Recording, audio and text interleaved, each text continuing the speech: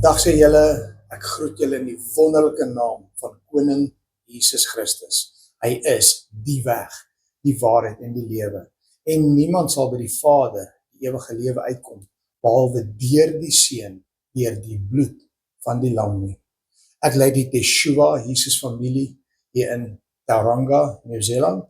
En vandag wil ek met jou deel die tabernakel van Moses, natuurlik Vader se tabernakel. En ek nooi jou uit met hierdie journey deur die tabernakel en ek garandeer vir jou, daar gaan wonderlike dinge vir jou oopbreek. Want die tabernakel van Vader is amazing. Hierdie is maar net the basic instructions before leaving earth. So dis waarvoor Bybel staan. En mense, dis regtig net die basics. Even die woord sê vir ons, as ek vir julle alles moes skryf wat gebeur het, sal die boeke van die wêreld nie eers genoeg wees om dit te doen nie. Hartseerlik is daar ook sekere mense daar buite, noem hulle nou maar Christene, hulle is so gepla oor al die boeke buitekant die Bybel, maar hulle ken nog nie eers die basic instructions before leaving earth. Mense, ken jou woord, ken die skrif. Hosea 4 vers 6, my volk gaan ten gronde weens 'n gebrek aan kennis. Dis maar net die basic Bybel wat ons kry. Die Bybel wat ons het, is vlak genoeg vir 'n kind om in te speel en is diep genoeg vir 'n olifant om deur te loop. Jy kan alle vlakke die Bybel hanteer. Die vraag is op watter vlak, ek noem dit nou net, 'n vlak is jy in jou geesteslewe. Het jy gister gebonde again? Is jy al 'n ou man? Is jy 'n kind in die geloof? Is jy op die melk van die geloof? Is jy op die vaste spys? Dis self tussen jou en die Here daai. Ek wil vir jou sê, die Berean Challenge wat ek vandag vir jou uitsit, en hierdie mense was edelmoediger as die in Thessalonika. Hulle het die woord met alle welwillendheid ontvang en elke dag die skrifte ondersoek of hierdie dinge wel so was.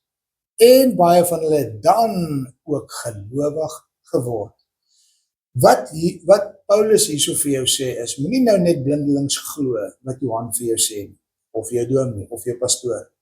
Jy moet welwillendheid hê om het te ontvang. So hoor vandag wat ek vir jou sê, maak jou hart oop. Ja, en ek gaan hoor wat jy sê, maar gaan ondersoek die skrifte, of wat ek sê, skriftuurlik is. As jy nie enige vorm van geloof gaan toets op die Bybel nie, mense, gaan jy mislei word. En onthou Matteus 24, sê Jesus vir my en jou, oppas dat niemand jou mislei nie.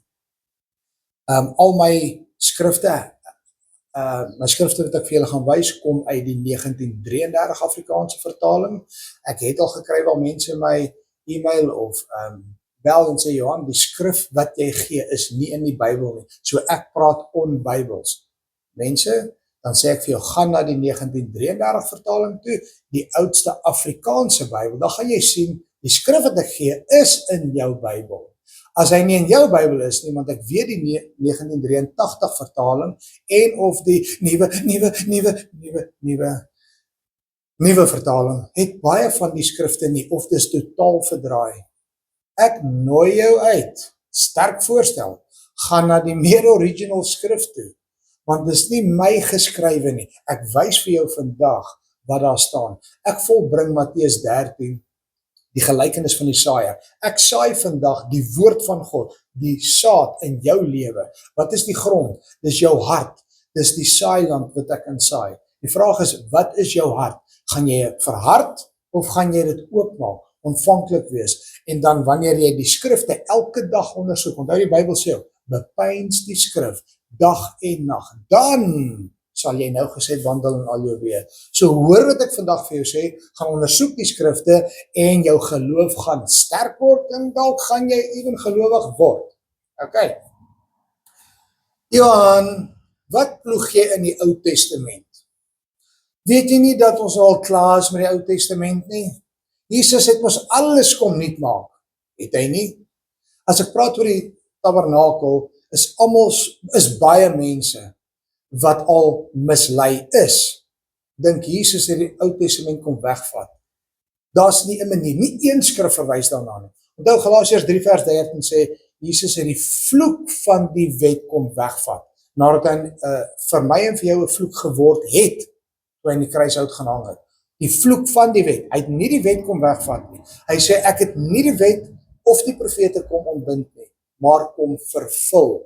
As jy nie die Ou Testament verstaan nie, gaan jy nie die Nuwe Testament agter mekaar kan nie.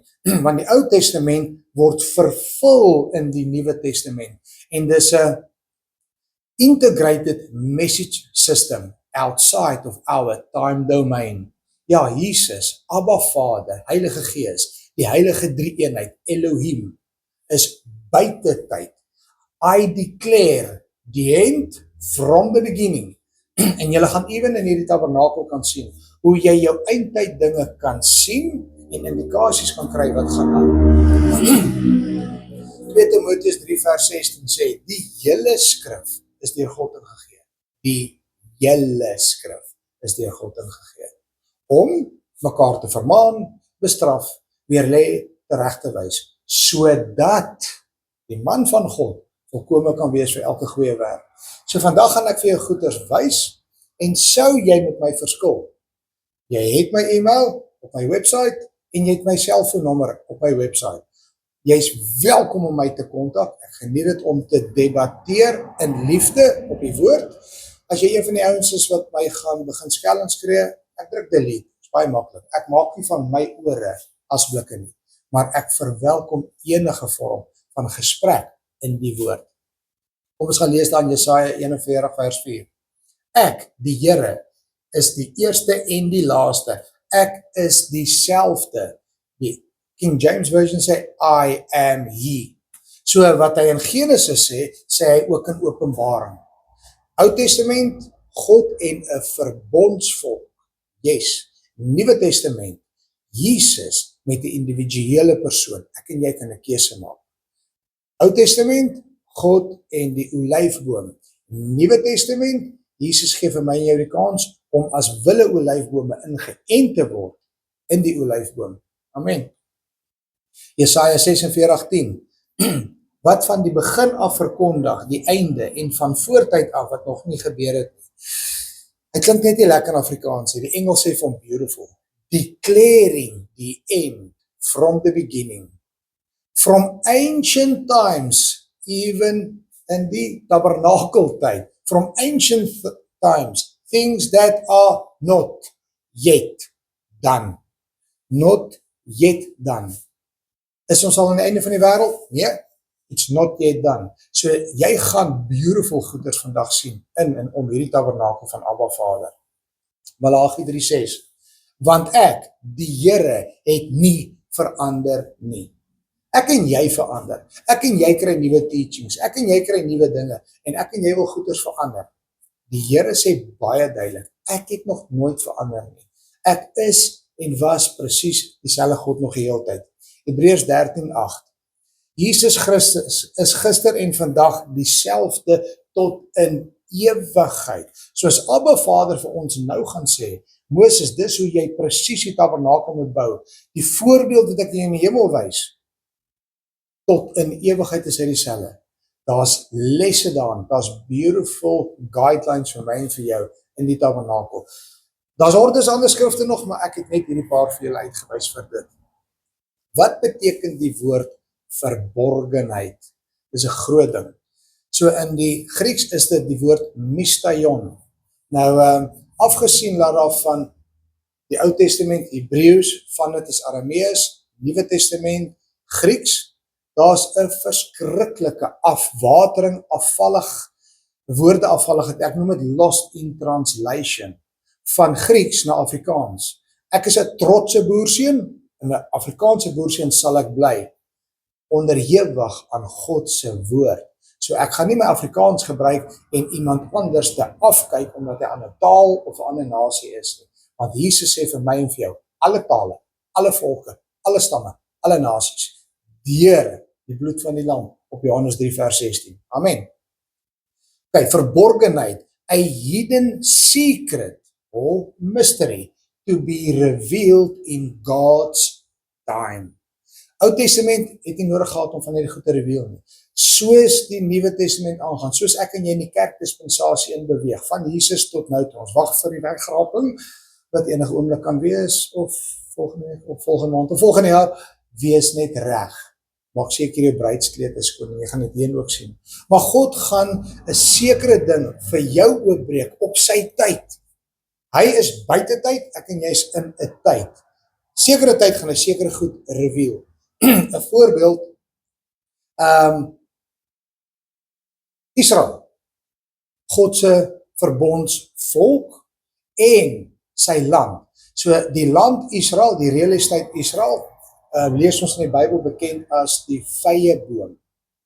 Sy verbondsvolk, die olyfboom. So 70 na Christus, toe die tempel geval het, was daar 'n doodstydperk vir Israel. Nou, dit het so erg gegaan, dat die land van melk en honing het 'n droë woestyn geword. Niemand kon niks daar gaan uitrig het. Oor die jare, 1800 jaar lang, mense dis lang, 1800 jaar lang, kon niemand niks met Israel doen nie, en daar het allerhande snaakse deceivement preke uitgekom van, dis net beeldspraak laat Israel weer gaan herlewe. Dis net beeldspraak dat Jesus sy verbondsvolk terug gaan vat na die land van melk en honing toe. Dis net beeldspraak dat Israel weer gaan, nee, want toe kom daar 'n secret, 'n verborgenheid vir my en jou, waar Vader op ons God, op ons tydlyn, deur hom, sê hy, 1948 sal ek, laat die wêreldheersers, Amerika, Israel verklaar, Jerusalem as die staat. En die vyeboom het gebot. So dis een van die voorbeelde van 'n mystery, wat revealed was in my en jou tyd. En Jesus het die beautiful belofte vir my en jou. Die generasie wat die vyeboom sien bot, sal my wegraping beleef. Prys die Here daarvoor. So, vanaf 1948, gaan kyk wat het alles gebeur in Israel. Mense, daar is hordes profeseë wat in vervulling gekom het. Israel voer plante uit, vrugte uit, groente uit, agraat melk, van 'n woestyn, van minder as 200 jaar terug. Come on, praise the Lord. Die Jode, wat wyd verspreid was oor die aarde, God sê, ek gaan hulle uit die 4 hoeke, die aarde het die 4 hoeke, en hy praat van ver, maximum, alle angles af, gaan hy al die Jode terugtrek na sy land toe, en die woord word genoem Aliyah. Die Jode kom terug, en dis die vervulling van God se woord. Ag, en baie ander. So, dis net 'n voorbeeld van die mystery, mysterion. Ek gaan vir jou 2 of 3 verse net vir jou verduidelik, wat is die mystery? Toe spreek ons wysheid onder die volwassenes, maar 'n wysheid nie van hierdie wêreld, of van hierdie wêreldse heersers, wat vergaan nie, maar ons spreek die wysheid van God, wat bestaan in verborgenheid, in mystery, mysterion, wat bedek was, en wat God van ewigheid af voorbeskik het, tot ons heerlikheid, wat niemand van hierdie heersers van hierdie wêreld geken het nie. Sien hoe beautiful is it, waar God sê, vir my mense, die wat gekies het om my seun aan te neem, Jesus, die mense wat gekies het om wedergebore te word, sodat ek my gees op hulle kan uitstort, ek gaan verborgenhede vir hulle gee, en hulle gaan dinge sien en verstaan, wat die wêreldheersers nie van weet nie.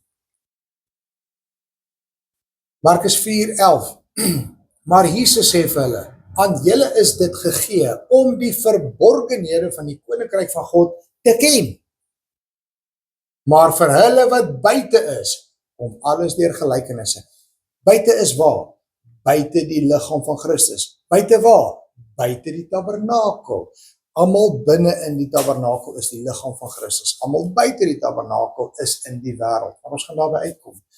Mag jy ook die koninkryk ken. En mense, koninkryk is nie hemel nie. Ek het 'n lesing op my website, gaan kyk, die koninkryk van God, dan verduidelik ek vir jou presies wat is die koninkryk met Griekse woorde, en dis amazing. Laaste enetjie, Romeine 16:25.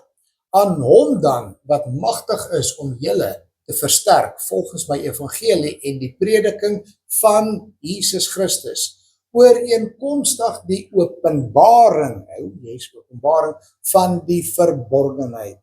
God die Vader, Seun, Heilige Gees is drie-een, ek glo in die Heilige Drie-eenheid, Elohim, van die verborgenheid wat eeue lank verswyg is, maar nou geopenbaar is, en deur die profetiese skrifte bekend gemaak is.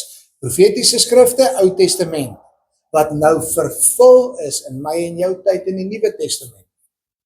Onder al die heidene, ek en jy, ek is nie 'n Jood nie, en Jesus sê, moenie probeer Jode wees nie, ek en jy moet die Jode jaloers maak met die liefde van Jesus, yes, maar moenie 'n Jood probeer wees nie. Daar's bewegings daar buite wat jou 'n Jood probeer maak, dis teen die woord. Al die heidene, volgens die bevel van die ewige God. Volgens wat? Volgens die bevel van die ewige God. Tot gehoorsaamheid in die geloof.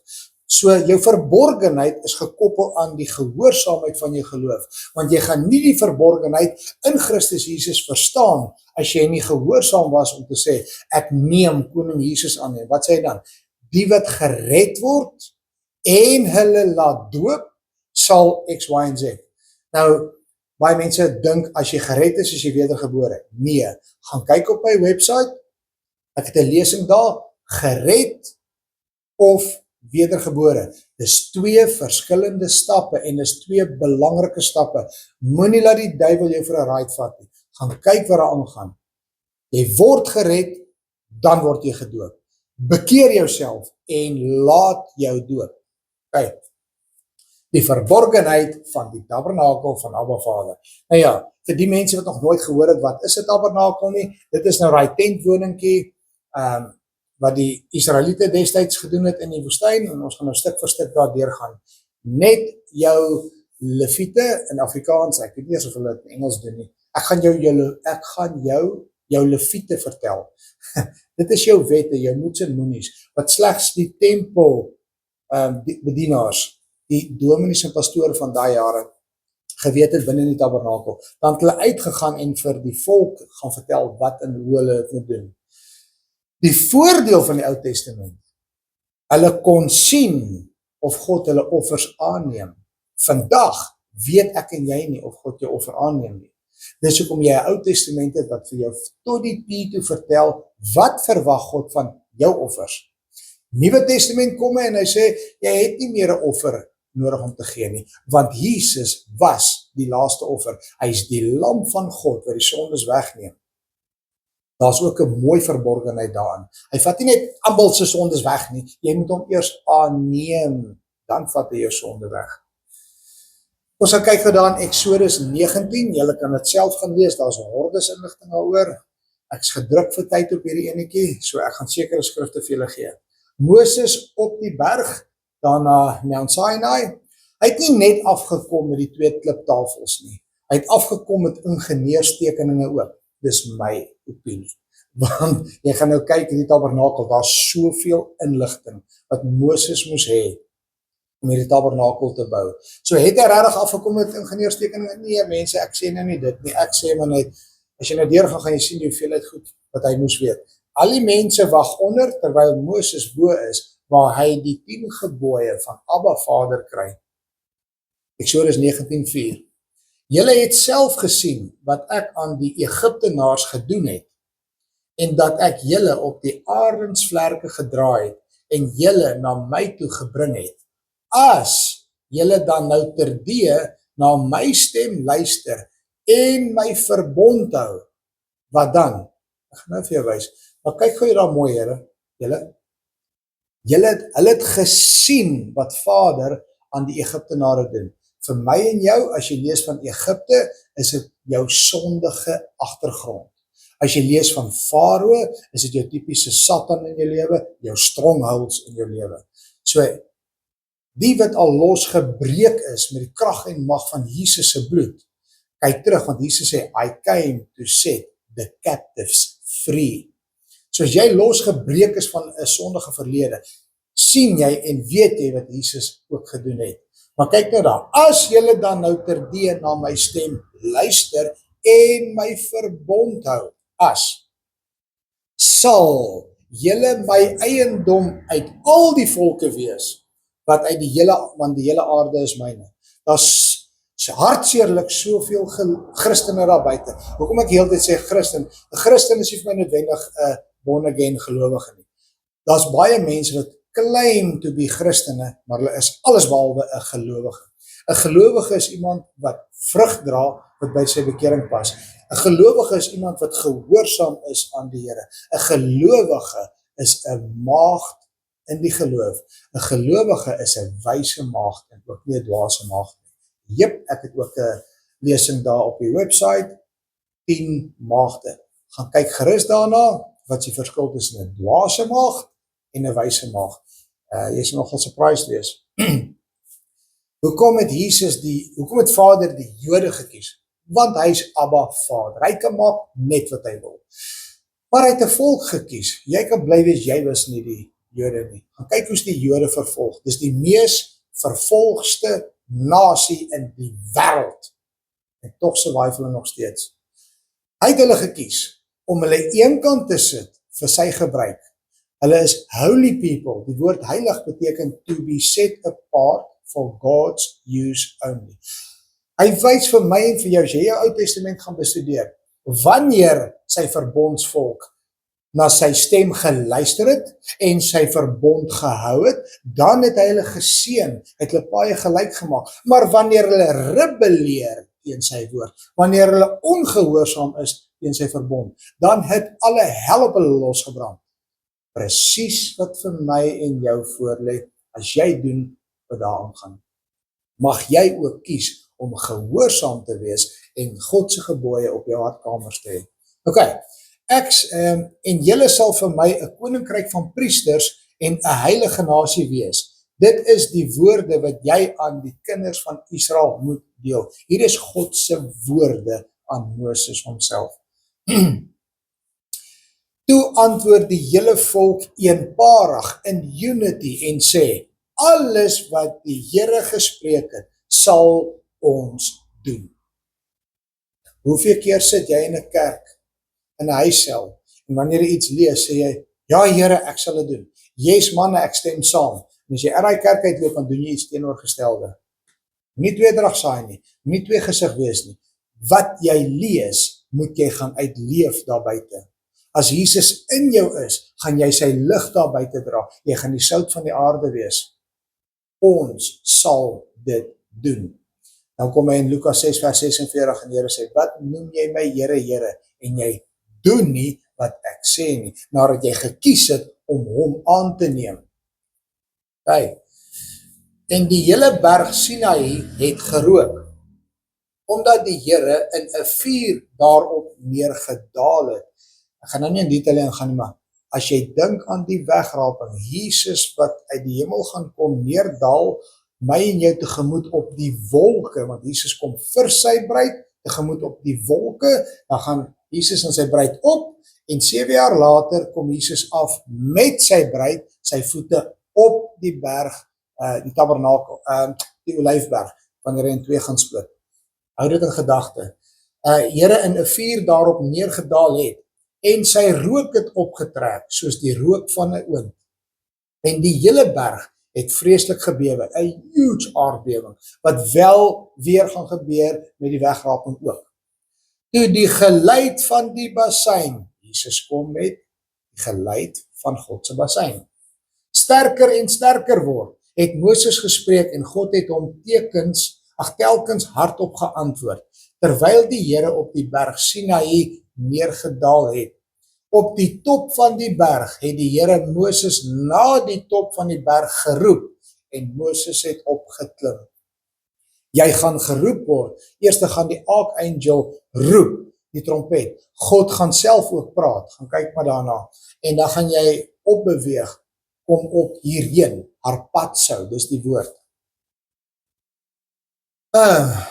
Vader se opdrag aan my en jou, ook moet hulle vir my 'n heiligdom maak.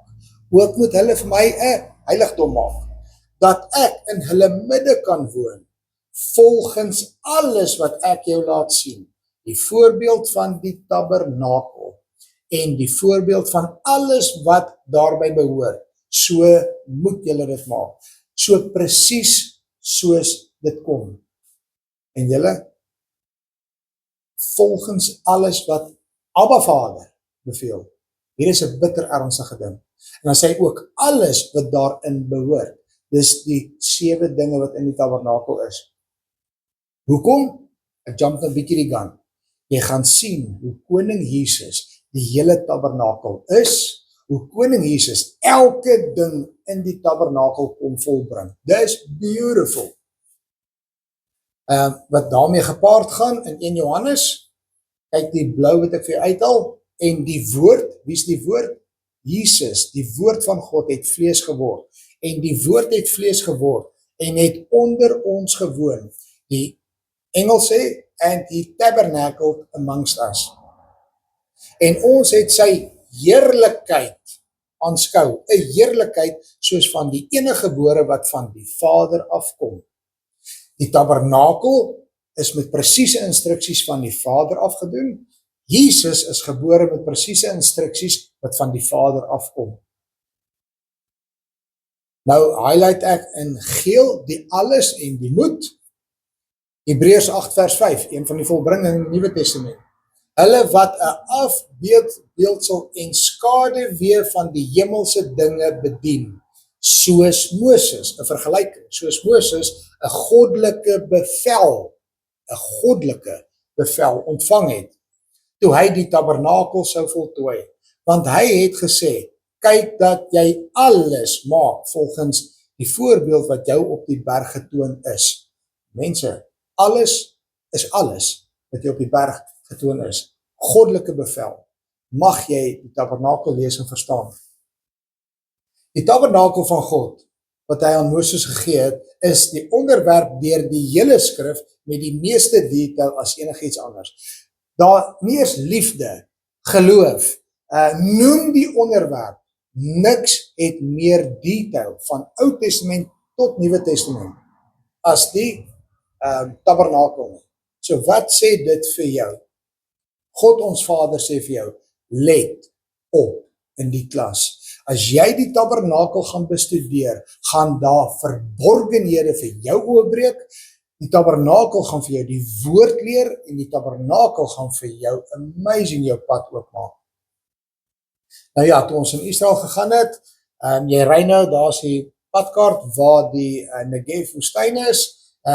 Hierdie rooi is die koperryke berge, en daar binne is 'n tabernakel gebou wat voorbeeld is van die tabernakel van Moses. Dis baie nice om dit te kan gaan sien. So jy ry nou daarin, dit is 100 kilos uit Galilea uit, dan kom jy daar so met hierdie wonderlike bordjie, die tabernakel. Nou ek het nou op een van die berge gaan klim, en ek het nou die foto so afgeneem, dat jy nou kan sien wat daar aangaan. So weer eens, vir die wat nog nie die tabernakel gesien het nie, en ook nie verstaan wat dit is nie, dis die tabernakel van God. So, sy volk sou buite gebly het, dan is daar 'n heining om, en as jy daar by die deurtjie instap, een hekkie, daar's een manier om by die tabernakel in te kom. Dan kry jy heel eers die brandofferaltaar, en dan kry jy die koperwaskom. Maar van buite af is die son. So alles buitehof, julle gaan sien later hoe werk dit uit. Alles en almal in die buitehof is onderhewig aan die sonlig, die wind, weer, natuurelemente, kry jy buite. Maar daar's wel 'n heining wat skeiding maak tussen buite, die wêreld, en binne. Julle is in die wêreld, maar nie deel van die wêreld nie. Want sodra jy in my heining beweeg, in my gebooie beweeg, gaan ek jou beskerm. Nou is die vraag, hoekom is daar nog 'n tent binne in die tent, wat niemand van buite af kan sien nie? Onthou die wêreld, vandag se lewe in die gees, kan buite op die berge gaan staan, en afkyk na die Christene, afkyk na die Jesus mense. Vader is bietjie slimmer as dit. Dus sê, jep, sekere mense almal gaan hulle journey hier begin. Jy begin binne, en dan beweeg jy in. Wat dan? En dan moet daar dinge gebeur wat jy hier binne aangaan. En die wêreld kan niks sien wat daar binne aangaan nie. Daar binne is nie onderhewig aan die sonlig nie. So hoe donker is dit daar binne? Ons gaan nou sien hoe pragtig lig is dit daar binne. So daai tabernakel het ek nou deurgesny en dit is nou maar net die prentjie wat ek gaan gebruik ook deur die loop van hierdie ouetjie. Nou as ek sê square, hulle het L gebruik, so ek gaan net vir doeleindes, vir mense wat nie verstaan nie, gaan ek net sê square meter. So dis nie square meter nie, is heeltemal te groot, is L, maar ek sê nou maar net square meter. So die voorhof, as jy die getalle gaan optel in die Bybel, kom dit uit op 4000 squares. As jy die heilige gaan optel, is dit 2000 squares. En as jy die allerheiligste, die heilige van heilige, gaan optel, is dit 1000 squares. Kan julle sommige gou daar kyk, wat is die ouderdom van die aarde sover? Ek glo 6000 jaar. Wanneer is Adam en Eva gemaak? Ek glo hierso, in die begin, by die begin. 6000 jaar terug is Adam en Eva geskape. 4000 staan vir 4000 jaar. Van Adam en Eva tot en met Jesus. Jesus is by die ingang van die heilige. Daai is die kerk, dit is die Ou Testament, die is waar God en sy verbondsvolk rondbeweeg. 4000 jaar. Toe kom Jesus, die kruisiging daar, 30 jaar het hy daar opgery. En toe's daar 2000 jaar kerkdispensasie. So dis nou jou Nuwe Testament. Hierdie is die Nuwe Testament, die 2000 jaar. En ons is nou hier rond. Enige oomblik gaan die 2000 jaar ophou en dan gaan ons wegraping beleef, die wyse maagde gaan wegraping beleef, dan is daar 'n 7 jaar tydperk, the time of Jacob's trouble. Dit is vir die ortodokse Jode en vir die wêreldheersers en vir die haters bedoel om deur 7 jaar verdrukking te gaan. Terwyl die bruid, die wat gedoen het wat die Here sê, gaan op hemel toe en dit gaan my maak bruilof van die lam. Amen. En dan kom ons terug saam met Jesus. En dan gaan ons die 1000 jaar vrederyk in. Die 1000 square allerheiligste gaan oor die 1000 jaar vrederyk. Dit is waar Satan gebind is in kettinge onder die aarde. Dit is waar dan nie meer antichrist, vals profeet, daai dinge gaan wees nie. Dis 1000 jaar vrede. My opinie, dit is waar God vir my en vir jou gaan sê. Dit is hoe die tuin van Eden was. En dan gaan daar so die einde van die wêreld. 6000 jaar volbring word, einde van die 7000 jaar volbring word. Dus 4000 plus 2000 is 6000 en 1000 weer. 7000 jaar. Die menorah, 7 kandelare, the 7 I ams. Daar's soveel heilige sewes. Dis tot in die oppervlak van die tabernakel uitgesit, die 7000. En as daai 7000 volbring is, dis die einde van die wêreld. Dit is die wit troon oordeel daar gaan. En wat gebeur verder? Ons weet nie. Nuwe hemel, nuwe aarde. Sy bruid sal ingaan soontoe. Voorhof, heilig en allerheiligste. So hier gaan jy sien, by die voorhof is die brandofferaltaar, dan is daar die koper waskom, dan gaan jy in die tent in. Hier is nou waar die wêreld nie kan sien wat aangaan nie. Die menorah, die die wierookofferaltaar en die tafel van toonbrode. En dan kry jy die Holy of Holies, waar slegs die hoëpriester, een persoon, eenmal 'n jaar op Yom Kippur, kon hy ingegaan het, toe daar nog 'n voorhangsel was, om in die tabernakel, by die tabernakel uit te kom, die verbondsark uit te kom, om daai lig wat daar is God se Shekinah glory, en dit is waar hy eenmal 'n jaar met God direk gepraat het. It's amazing. So kyk gou, die tabernakel, 11 stamme buiteom. Daar's die 11 stamme is buiteom. Ou Testament kon jy net 'n tempelpriester word as jy in die stam van Lewiete was, as jy uit die Levites uitgekom het. Vanuit hulle kon jy 'n priesterambt wees. Die ander 11 stamme buite was boere en welders en dokters en whatever, en vanuit hulle, die Here seën hulle, dat hulle met 90% van hulle inkomste kan maak wat hulle wil, maar 10% van hulle inkomste gaan na die leviete toe, die tempelwerkers, die leviete, die dominees en pastore van daai jare, gaan soontoe, want hulle mag nie fisiese werk buite gedoen het nie. Hulle bedien die volk, en die volk bedien hulle. Amen. Nou stap ons in, Ou Testament, nou stap ons in die hek in, en ons sien die brandofferaltaar. Dit is ook die eerste en die grootste en die lelikste ornament in die tabernakel. Hoekom? Hierdie is my en jou brandofferaltaar. As jy inkom in die liggaam, gaan sterf in die eie ek. Dis 'n lelike plek waar sondes afgebrand word, waar sondes afgesterf word. Dis waar me, myself en I doodgaan. Dis waar jy jou pornografie, jou alkoholisme, jou drugs, fill in the blank, enige vrugte van die vlees, werke van die vlees, vriendskap van die wêreld, wat vyandskap teen God is, vriendskap van die wêreld, enige vrese, God het jou nie gees van vrees gegee nie, alles brand jy daar af.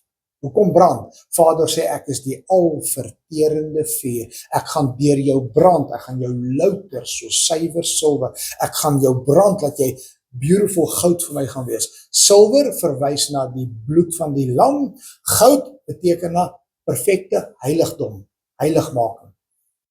Okay, so dis die brandofferaltaar, en hy word ook van buite af gesien weer eens. So mense buite die kerk kan sien hoe Christene deur hammering gaan, hoe Christene vervolg word, hoe Christene fisies verbrand word, fisies gekruisig word, fisies whatever. Dit word daar gebeur, wanneer jy jouself oorgee, terwille van sy naam. Dan nou binne die tabernakel, terwille van sy naam, kies jy om deur daardie brandofferaltaar te gaan. Hier is maar net vir jou 'n voorbeeldjie, jy kan gaan lees in Eksodus 27, wat daar aangaan, en elke dingetjie, mense, elke ding wat daar is, het 'n instruksie van Jesus, van Vader af, en elke ding het 'n presiese betekenis, 'n openbaring, vir my en jou in hierdie Nuwe Testament. Dit klink onmoontlik, maar dis die verborgenheid van Abba Vader, wat aan jou oopbreek. Sou jy, those who diligently seek my face, maar, Matteus 6:33, maar soek eers die koninkryk van God, en sy geregtigheid, dan gaan al die goed vir jou oopgebreek word. Hier's geregtigheid, big time. Okay, as jy 'n offer, as sy offer 'n stuk kleinvee is, van skape of van bokke, as brandoffer, moet dit 'n ram sonder gebrek wees, wat hy bring. Hy moet dit slag, en aan die noorde kant, waar Jesus gekruisig was, aan die noorde kant, van die altaar, voor die aangesig van die Here. Nou mense, in die Leviete vertel, daar is hordes sulke skrifte. Hier is enetjie wat ek net uitgehaal het. Daar's 5 bekende, gereelde offers, wat hulle in die tabernakel gedoen het, en ek gaan nie in detail daarop gaan nie. Daar's jou brandoffers, daar's drankoffers, daar's graanoffers, reinigings, sondeoffers en skuldoffers. Dis wat in die Ou Testament bekend was om gedoen te word. Al daai goed is wat ek en jy in vandag ook beleef, en dit is offers wat ek en jy ook moet doen. Okay, ek gaan nie daai uit gaan. Nou kom ons by die koperwas kom. Dit is waar die priesters, jou dominees, jou pastore, jou ouderlinge, daar moes was, voordat hulle in die heiligdom kon ingaan. Dat Aaron was die hoëpriester. Onthou, Jesus is my en jou hoëpriester, so Aaron verteenwoordig ook nou Jesus in die Ou Testament, die hoëpriester. Dat Aaron en sy seuns, hulle hande en hulle voete daaruit kan was, as hulle in die tent van samekoms, die tabernakel, gaan, moet hulle met water was, sodat hulle nie sterwe nie. Dis bitter belangrike woorde, onthou dit. As jy in die tent van samekoms ingaan, moet jy jou hande en jou voete was, sodat jy nie sterwe nie. Of as hulle naby die altaar kom om te dien, deur die vuuroffer aan die Here aan die brand te steek. So jy's nou in die voorhof, hulle moet hulle hande en hulle voete was voordat hulle gaan offer. Hulle moet dan hulle hande en hulle voete was, sodat hulle nie sterwe nie. 2 keer, sodat hulle nie sterwe nie. En dit moet vir hulle 'n ewige insetting wees, vir hom en sy nageslag en hulle nageslagte. Ja, dis net vir die Jode bedoel. Lees jou hele Bybel, jy gaan sien, Jesus kom vervul hierdie, en as jy sê, ek leef nie meer nie, maar Jesus leef in my, is jy deel van die nageslagte, van die bloedlyn, van die stam van Juda. Hoekom? Hy is die leeu van die stam van Juda, en ek is ingeënt in die olyfboom. Nou is ons daar binne, nou gaan ons is nou in die tentjie, die met toegemaak is, die heiligdom. Nou, as daai twee, daai is nou die priesters, dis hoe die priestelike kleedlek, en daai is hoe die high priest, Aaron was nou daai, so is Aaron en sy seuns. Vir hulle om hier in te gaan, moes hulle, moet, hulle hande en hulle voete was, anders as hulle ingaan het, was hulle gedood. Kijk, as jy in beweeg, Moses, trek jou skoene uit, jy's op heilige grond. This is holy ground. Die wêreld sien nou nie meer wat hier aangaan nie, onthou julle nou, donker toe, die wêreld weet nie wat hier aangaan nie. Hierdie is slegs vir die kinders, die gehoorsame kinders van die Here bedoel. Hierdie is slegs vir die mense wat hulle hande en hulle voete skoon gewas het om in te gaan. Soos jy in beweeg, sien jy die menorah daarso. Soos jy in beweeg, sien jy die tafel van die toonbrode.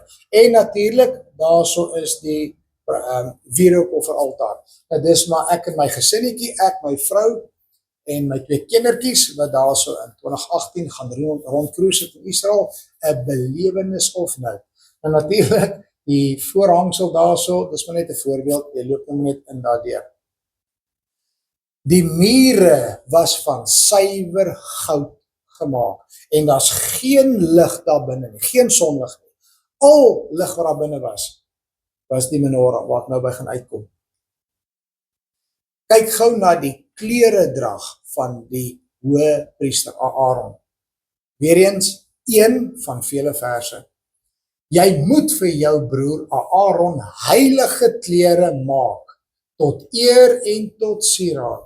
Jy moet ook spreek met almal wat kunsvaardig is, wat ek met die gees van wysheid gevul het, dat hulle vir Aaron klere maak, om hom te heilig, dat hy vir my die priestersambt kan bedien. Mense, hierdie is 'n teaching of note. Kyk wat sê Vader hierso. Heilige klere. Wat bedoel jy met heilige klere? God ken my hart. Dis tyd dat jy Vader se hart leer ken. Kan klere jou maak of breek vandag op hierdie aarde? Ek glo verseker so. Hoekom is daar sekere gelowe wat jy hom kan uitken aan sy hem of aan sy hoed wat hy dra? Hoekom is daar sekere kerke wat jy kan uitken aan die hem of aan die hoed wat hy dra? Want jou klere wys jy vir almal daar buite. Waarvoor staan jy? Waarop glo jy? Wie verteenwoordig jy? Dink wat is op jou klere, op jou hoed, op jou broek, wat jy dra. Kind van God. Maak heilige klere. Hoekom? Tot eer en tot sieraad. En jy moet ook spreek met almal wat kunsvaardig is. Kyk mooi na wat Abba Vader met die gees van wysheid. Die vrees van die Here is die beginsel van wysheid en van kennis. Die vrees van die Here.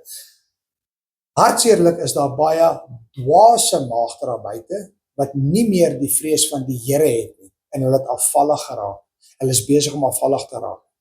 Maar die wyse maagde daar buite het die gees van wysheid. Hulle het die vrees van die Here nog. En ek praat van 'n heilige vrees, ek praat van die vrees wat die Bybel van praat.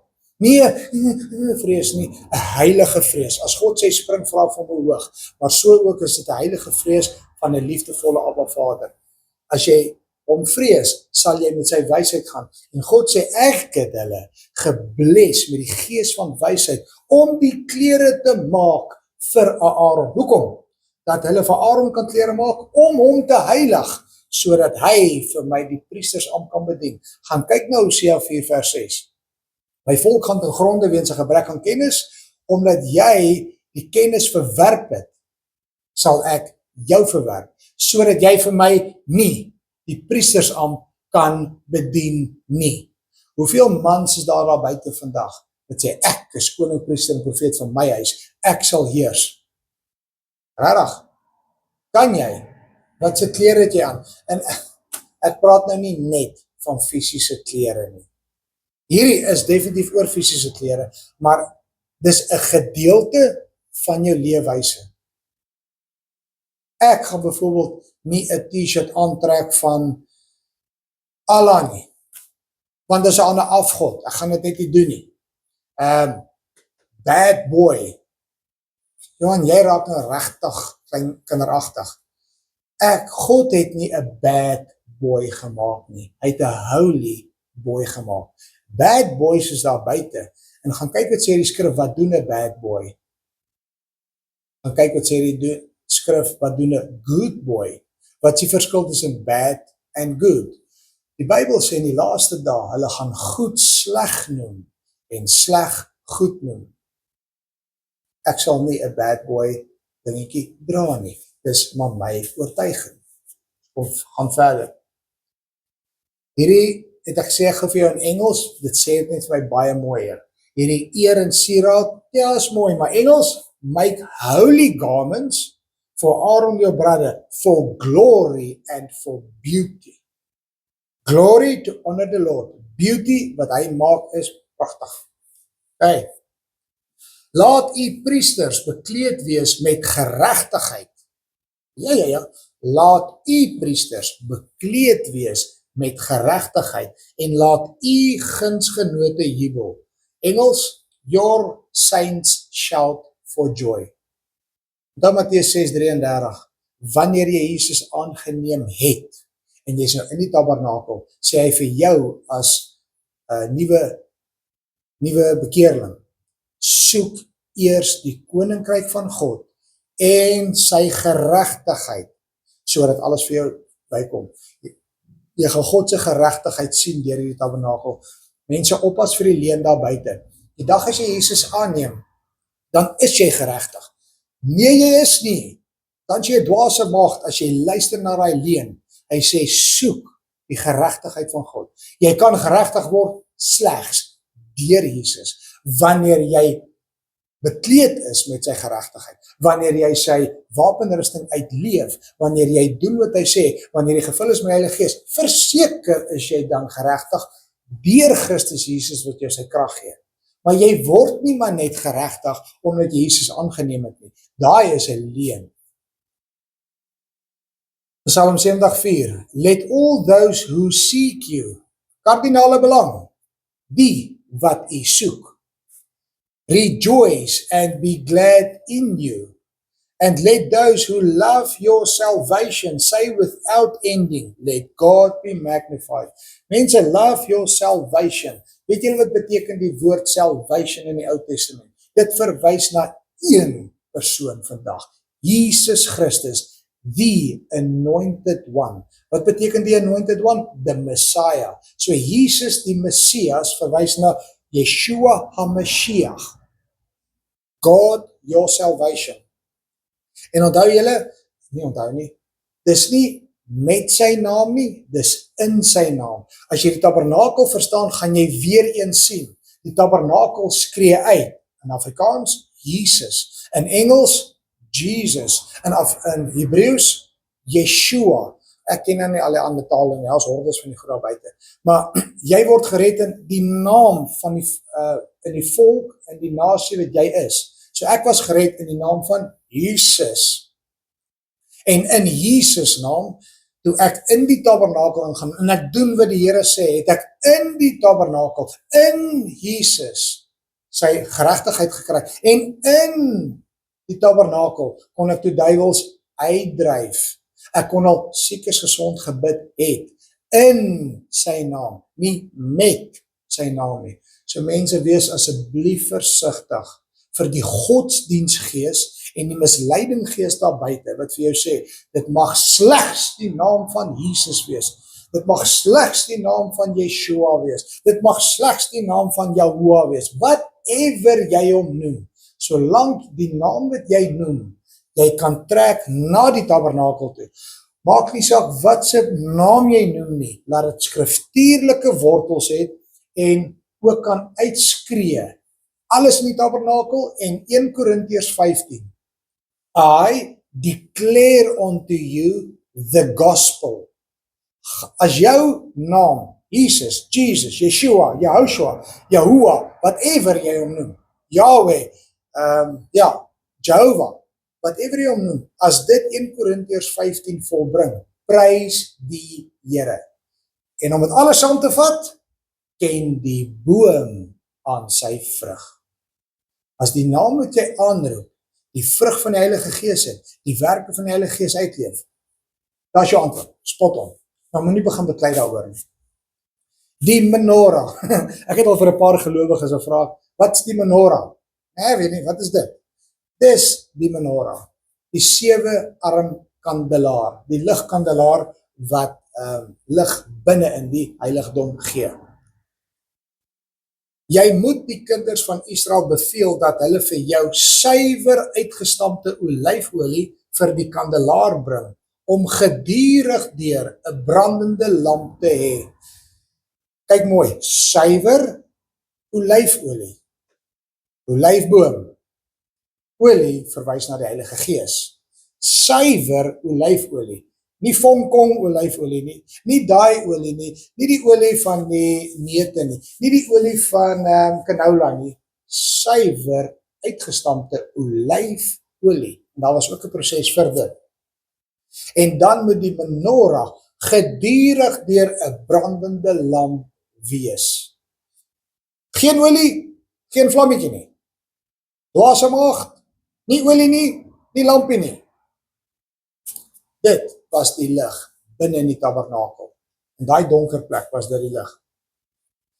Daai 7 kandelare verwys ook na die 7 geeste van God wat jy gaan lees. En op hom, dis nou Jesus, op hom sal die gees van die Here rus. Die gees van wysheid, onthou julle wat ons nou gelees het, om klere te kan maak, gees van wysheid, gees van verstand, gees van raad, gees van sterkte, gees van kennis, gees van vrees. Yes, daar's tot 'n gees van die vrees van die Here. Want as jy nie hierdie gees het nie, gaan jy dit nie maak nie. Jy gaan dan begin jou eie kop volg en jy gaan sê, die Here ken my hart. Hy verstaan wat ek doen. Daar's nie 'n skrif daarvoor nie. God sê, bewaar jou hart bo alles, want uit jou hart kom daar net beliegery en driegery. Hy gaan vir jou doodmaak jou hart. Hy gaan vir jou dwaas maak. Ken God se hart. Those who diligently seek my face.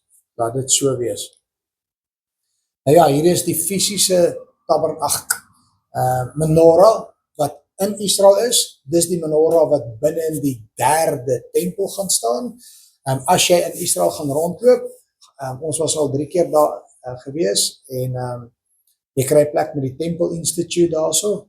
As jy ingaan, hulle het al alles gemaak wat die 3de tempel gaan wees. Die 3de tempel is op die edge om gebou te word. Maar die wegrapingkie moet eers gebeur, glo ek. Ons gaan nie daaroor beklei nie. Daai is die fisiese een. Die hele ding is uit suiwer goud gemaak. Daai ding in Suid-Afrika was al lank al gesteel. Hierdie ding word redelik goed beskerm. In Openbaring is dit ook die 7 vuurvakkels, die 7 geeste van God wat voor God se troon is. 7 geeste van God is God. Amen. Vader, Seun, Heilige Gees, dis hy. Hulle is alles in een. Nou beweeg ons oor na die tabernakel, na die tafel van die toonbrode toe. Daar's 2 hoopies brode, 2 stapels brode, Ou Testament dalk, en Nuwe Testament dalk, dan is daar die beker wyn, druiwe sap. Ons gaan nou daarby uitkom, suiwer uitgedrukte eerste graadse wyn. Daai is die wyn wat Jesus ook in sy eerste wonderwerk in Johannes 2 gemaak het, toe hy water, lewende water, in A-graad tempelwyn druiwesap gedruk het, want daar mag nie alkohol in die tabernakel ingekom het nie, net so by the way. Ag, daar is so baie goed wat jy hier so aan kan lees, dit is so mooi. Vat fynmeel en bak 12 koeke, 12 stamme, 12 disippels, en die lys gaan aan. Jy moet hulle in 2 stapels neersit, Ou Testament, Nuwe Testament, 6 in elke stapel, 6 is die nommer van die mens, en op die ryntafel voor die aangesig van die Here, maak seker die tafel waarvan jy eet, is rein, mense, fisiese kos ook, ja, rein wat jy eet, die brode en die wyn is wat jy drink en eet, maak seker is rein. By elke stapel moet jy suiwer wierook byvoeg. Ons gaan nou bykom by die suiwer wierook offeraltaar, dis jou gebede. Sadly, is daar hoeveel Christene vandag wat nie eens meer bid vir hulle kos nie. Ek kry gelowiges wat, nee, ek kry Christene wat vir my sê, ja, en ek het nie meer nodig om te bid nie, God het alles klaar heilig gemaak. Kan jy asseblief jou Bybel lees, want hy sê, elke ding wat op jou tafel kom, word geheilig wanneer jy bid, wanneer jy suiwer wierook doen. Jy moet bid en dankbaar wees vir die kos wat jy eet. Amen. So, begin asseblief bid. En as jy bid, nie een van daai ouens wees wat, segen Vader, segen Sop, amen. Die Here sê, weet wat, los daai gebed. Daai is 'n rympie wat jy sê. Jy kan dieselfde ding elke aand bid, maar jy kan sê, Here Jesus, dankie vir my kos. Dankie wat ek nou eet. Mag ek altyd opreg dankbaar wees vir dit. U is my voorsienaar. Amen. Straightforward. Maar dit kom uit jou hart uit en jy is regtig dankbaar dat jy kos het. Dalk is jy een van die ouens wat nooit vir arme mense kos gee nie. Dalk is jy een van die ouens wat afkyk op arme mense. As jy nog nooit honger gaan slaap het nie, gaan jy nie verstaan hoekom jy moet, Here, dankie dat ek kos het. Miskien moet jy dalk 'n bietjie begin vas en bid. Dan gaan jy verstaan hoekom, hoe dit voel om in die aand te gaan honger slaap. Maar by keuse, maar dit is 'n offer wat jy maak. Ander ouens gaan slaap honger. Nie omdat hulle wil nie, hulle het nie kos nie. So, dank die Here as jy kos op jou tafel het. So by elke stapel, moet jy suiwer wierook byvoeg, wat vir die brood as gedenkoffer moet dien, as vuuroffer aan die Here. Op elke Shabbat moet hy dit gedurig deur voor die aangesig van die Here regsit. Dit moet aan Aaron en sy seuns toekom. Hulle moet dit in die heilige plek eet. Ek glo baie van julle weet dit al klaar. Daai brood en wyn verwys na die verbonds nagmaal, die verbondsmaal. Verbondsmaal, nagmaal, kan jy net gebruik in die heilige, op God se instruksies, soos hy dit doen. Ek glo sterk ook, hierdie is die eerste liefde, wat hy van praat in Openbaring 2, by die eerste kerk. Want baie mense doen nie verbondsmaal in die eie huis, maar meer hieroor later, is nou net nie begin in die Ou Testament. Die beker moet jy maak van suiwer goud. Suiwer goud verwys na heiligheid, perfekte heiligheid. Jesus maak water in klipkanne, maar die klipkanne was volgens die Joodse gebruik. Dit was heilig. Ons gaan nou daarby kom. Die beker waaruit hulle drink, heiligheid. Rein, suiwer druiwesap. Wat drink jy, my seun? Is daar enigiets wat jy drink, wat jou verstand deurmekaar maak? Want as jou verstand nie meer 100% nigter is om waaksaam te kan wees, kan jy nie die wapenrusting dra van die helm van verlossing nie. Jy kan nie. Jy kan met my argumenteer soos jy wil, dis 'n saak tussen jou en die Here.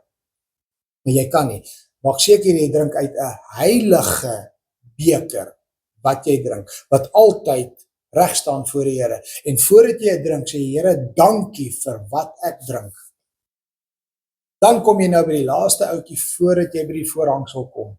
Dit is natuurlik nou die reukwerk altaar. Altaar of incense. Dis nou waar sekere speserye bymekaar gemaak om vir Jesus te brand. En weer eens, al daai goedjies het 'n betekenis, het 'n vergelyking. Sit dan voor die voorhangsel, wat voor die ark van die getuienis is, dis die verbondsark. Aaron, die hoëpriester, moet daarop reukwerk van speserye aan die brand steek. Elke môre, as hy die lampe regmaak, moet hy dit aan die brand steek. As Aaron teen die aand die lampe opsteek, moet hy dit aan die brand steek as 'n voortdurende reukwerk voor die aangesig van die Here en hulle geslagte. Hoeveel keer moet hy die speserye gaan aan die brand steek? Oggend, aand. Hier's jou guideline. Hoe gereeld is jy veronderstel om te bid? Minimum, oggend en aand. Doen dit meer, great, bid 100 keer 'n uur. God sê net, ouens, die minimum guideline wat ek regtig wil hê, my priesters, as jy 'n king, priest en prophet is, my priesters moet my aanbid, moet my aangesig soek, minimum, oggend, aand. Jy begin jou dag met Jesus, jy sluit jou dag met Jesus af. En jy gaan sien, is nie enige speserye nie, dit is speserye soos hy dit verkies. Dis nie enige gebed nie, dis 'n gebed soos hy dit verkies. Die Here het vir Moses gesê, neem vir jou speserye en maak daar reukwerk van die mengsel soos met die salfmenger. Nou weer eens mense, as jy dit gaan lees, die salfmenger was nie enige ene nie, hy het 'n instruksie gekry van God die Vader, deur die Gees van wysheid, om spesifieke speserye te maak wat vir God aanneemlik was. Met sout gemeng, sout van die aarde, suiwer, heilig, klink dit bekend. Sit 'n deel daarvan neer voor die getuienis in die tent, in my naam, nie met my naam nie, in my naam, die tent van samekoms, congregation, waar ek, Abba Vader, met jou sal saamkom, hoog heilig moet dit vir julle wees. Wat? Ja, jou gebede moet hoog heilig wees. Die vurige gebed van die regverdige dra groot krag. Hoog heilig moet jou gebed wees. Ja, sê gaan Vader, sê gaan sop, ek het ons 'n gebed. Hoog heilig moet jou gebed wees. Jy praat met die skepper van die hemele en die aarde. Jy praat direk met Abba Vader, met Koning Jesus, met die Heilige Gees. Dis nie jou hier jy buddy nie. Dis nie 'n prophet on call nie. Dis nie 'n get rich quick scheme nie. Dis 'n heilige God, waarvoor jy moet 'n heilige vrees hê, en so ook na hom toe kan hardloop en sê, Abba, Vader, en hy maak sy hande oop en jy groet hom, en jy sit op sy skoot en jy chat, big time met hom, gaan deel met hierdie Here alles wat jy kan. Jy huil by hom, en jy kan kwaad wees by hom. Joh, ek was al self ook voor die Here, want jy het emosies, jy het wil, jy het intellek en emosies. Natuurlijk gaan jy breek iewers voor die Here, jy moet. Want die Here sê, ek soek 'n gebreekte hart, dan kan ek jou regmaak. Maar solank as jou hart nog vol van jouself is, kan ek nie met jou werk. Hier is nou in die Temple Institute, hierdie is die fisiese brandoffer, wierookofferaltaar, wat in die derde tempel gaan wees. Dis die fisiese hoëpriesterskleed wat in die derde tempel gaan wees. Hierdie is wat in die derde tempel gaan wees, nadat die bruid weggeraaf is en hierdie in die derde tempel gaan staan. Ok, ons was nou, hier is nou net 'n kantsnit van die tent, wat die wêreld buite nie kan sien nie, dis slegs ons vir die heiliges bedoel. So, afgesien daarvan gaan ons nou, ons is nou klaar hier, nou gaan ons beweeg na die Holy of Holies toe. Nou beweeg ons van die heilige na die allerheiligste toe, na die verbondsark toe. Binne in daai verbondsark is, binne in die heilige allerheiligste is die verbondsark. Dit is nou hoe hy daar lyk, en sit die versoendeksel, dit is die mercy seat in Engels, sit die versoendeksel bo op die ark, maar die ark moet jy die getuienis neerlê wat ek aan jou sal gee. Daar sal ek met jou saamkom. Dit is daai lig, die God se Shekinah glory. Daar sal ek met jou saamkom, en van die versoendeksel af, tussen die twee gerubs uit, wat op die ark van die getuienis is, sal ek jou alles sê, wat ek jou vir die kinders van Israel beveel. So mense, hierdie is, imagine, jy was Aaron die hoëpriester, en jy kon daar uitkom, en om 'n hoëpriester te wees, is nie van kom en vat nie, jy moet oplet in die klas. Jy kom eventually, een keer 'n jaar, een dag 'n jaar, op God se fees, nie die wêreldse fees nie, op God se fees, op sy appointed time.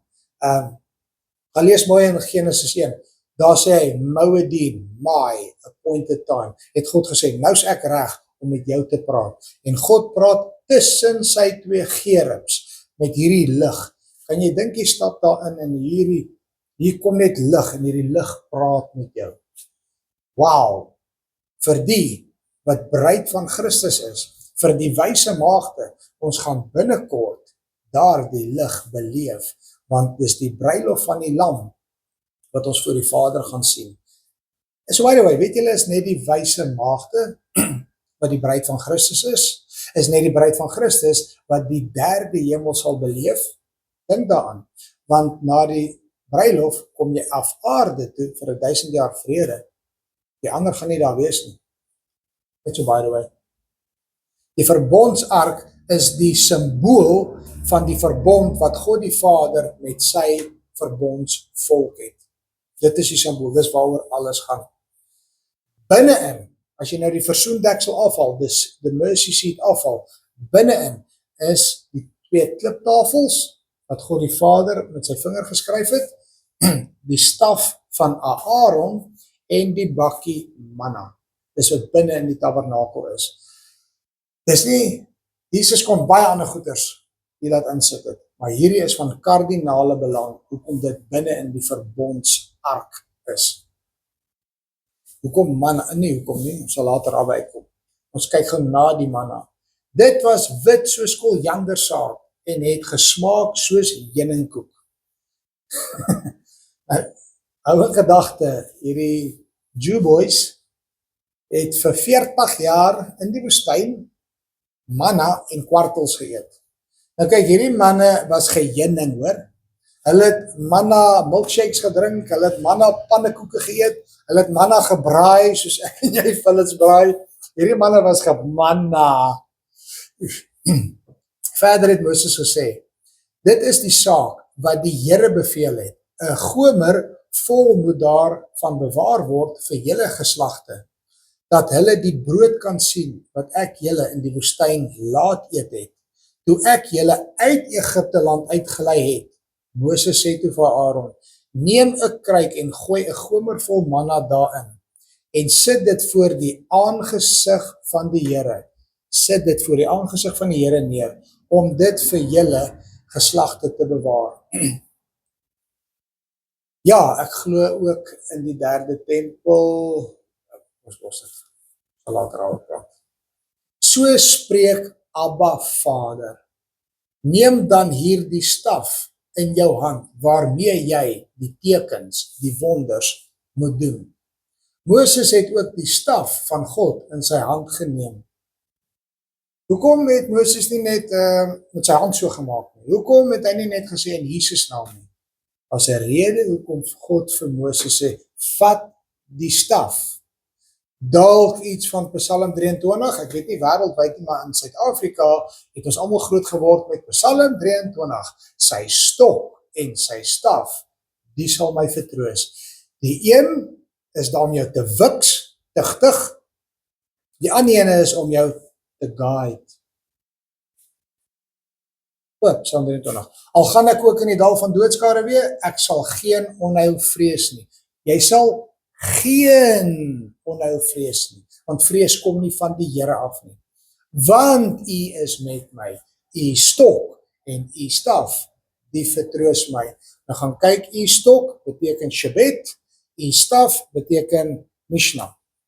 Hulle kan self daarna gaan kyk, daar's 'n verskil tussen die twee. Een is baksla en een is guidance. Nou die manne daai tyd begin beklei en bou en sê, wie sê jy hoef dit te wees? Wie sê jy is klaskaptein? En Aaron, wat God natuurlik ken, one-on-one met hom praat, en sê ouens, is baie maklik. Ek gaan gou 'n dingetjie vir julle wys, want natuurlik het God dit vir hom gesê. Toe Moses die volgende dag in die tent van die getuienis ingaan, kyk, daar het die staf van Aaron vir die huis van Levi gebloei, en dit het bloeisels laat uitsprei en blomme laat opgaan en amandels laat ryp word. Dit is net 'n staf wat hy neergesit het uit al die ander 11 stamme. So daar's 12 stamme en die ander 11 stamme het begin hartseer raak, laat net uit die Lewiete uit mag daar die priester wees. En God sê, kom ek wys gou vir julle. En Aaron sê, kom ons doen die toets en ons vra die Here, laat hy vir julle wys. Ons almal gaan breek 'n tak af. En ons lê dit neer. Dan kyk ons die een wat groei, oornag. Dit is die ouetjie wat gaan wees. En hier bevestig God natuurlik wat gaan gebeur. Toe bring Moses al die stawwe wat voor die aangesig van die Here was, na die kinders van Israel uit en sê, hulle het dit gesien en elkeen het sy staf geneem. So hier wys Moses, kyk, Aaron se staf het gebloei. Hy is die hoëpriester. Nie julle nie. Dit kom uit die stam van die Levites uit, soos God dit beveel het. Dis nie almal wat dit gaan doen nie. Vader sê vir Moses, neem die staf en laat die vergadering bymekaar kom. Jy en jou broer Aaron, en spreek julle die rots aan. Wat? Spreek met 'n klip. Dis mal. As jy nie God verstaan nie, as jy nie gees vervuld is nie, gaan jy dink jy's malkoppie. Maar God gee partykeer vir jou malkoppie opdragte, en dan sien jy hoe die God van die onmoontlike goed doen. Spreek julle die rots aan, voor julle oë, dan sal hy sy water gee. So moet jy dan vir hulle water uit die rots laat vloei, en die vergadering en hulle vee laat drink. Ou Testament, Numeri. Hulle beweer, dit is die rots wat daar gebeur het. Ek sê, dis wat die internet beweer. Ek was nog nie daar nie, niemand sal dit weet. Maar hulle reken dis so lyk. Uit daai split, die rots het gesplit, en toe kom hierdie water uit. Nou kyk mooi, die staf, praat jy. Spreek die rots aan. Wie is die rots? Jesus Christus is die rots. Ek en jy spreek ons rots. Ons is geanker op die cornerstone. Jesus Christus. Hy sy water gee. Jesus die rots is die lewende water. Water uit die rots uit drink. Ek is die lewende water. As jy van my drink, sal jy nooit weer dors ly nie. En strome van lewende water sal uit jou binneste uitvloei, gaan uit die rots uitvloei. Dis onmoontlik om water uit 'n rots uit te kry. Precisely, want dis jy moet sterf in die menslike ek, dat die onmoontlike kan gebeur. Laat Jesus, die ander gees, in jou kom lewe, sodat sy lewende water kan uitkom. Ons dien die God van die onmoontlike. Prys die Here dat ons kan deel wees van daai mystery. Ons is nou met die manne gewees, ons het die staf vinnig gekyk, die staf het aan Moses gehad, die staf het aan Aaron gehad, die hoëpriesters. Ok, nou gaan ons by God se 10 gebooie. Voor die 10 gebooie kry jy God se oral law. Want baie mense sê, ja, maar ons het nie die oudste geloof nie, maar daar is geskrewe wat voor die wette en dinge is van die Israel. Ek stry nie daarmee nie, maar God het direk met sy hoëpriesters gepraat. Hulle noem dit die oral law. En vanaf hier het dit geskryf geraak. So God se eerste opdrag in Genesis 1 vers 28. En God het hulle geseën en God het vir hulle gesê, wees vrugbaar en vermeerder en vul die aarde onderwerp dit en heers daaroor. So wat sê Jesus hierso? Wees vrugbaar en vermenigvuldig die aarde.